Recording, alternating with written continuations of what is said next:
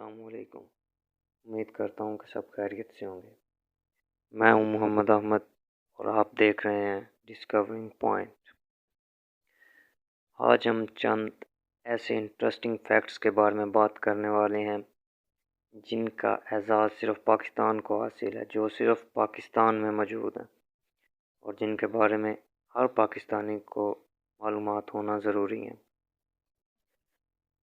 پاکستان دوسری بلند ترین پہاڑی K2، جبکہ تیسری بلند ترین تیرچمیر اور دنیا کے 3 بلند ترین پہاڑی سلسلے ہندوکش، قراقرم اور ہمالیہ کا گھر ہے۔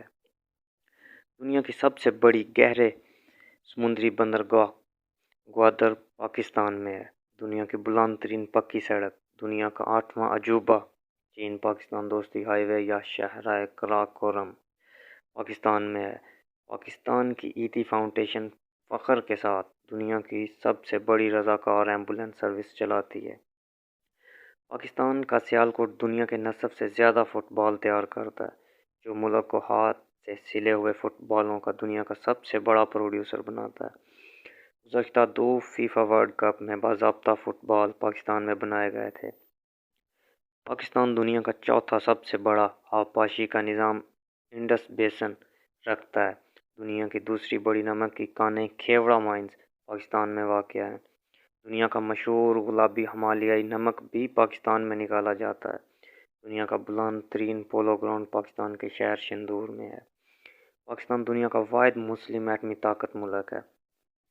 1981 سے 1986 تک پاکستان کے جہانگیر خان ناقابل شکست رہے اور اس دوران انہوں نے لگاتار 555 میچ جیتے، جو کہ اعلیٰ سطح کے پیشہ ورانہ کھیل میں کسی بھی کھلاڑی کی جیت کا سب سے طویل سلسلہ ہے۔ پاکستان سب سے کم عمر نوبل انعام یافتہ ملالہ یوسفزئی کا گھر ہے۔ پاکستان کے صدر ڈاکٹر عارف الوی دوسرے دندان ساز ہیں جو صدر بنے ہیں، جبکہ سابقہ وزیر اعظم عمران خان وزیر اعظم بننے والے دنیا کے پہلے کرکٹر ہیں۔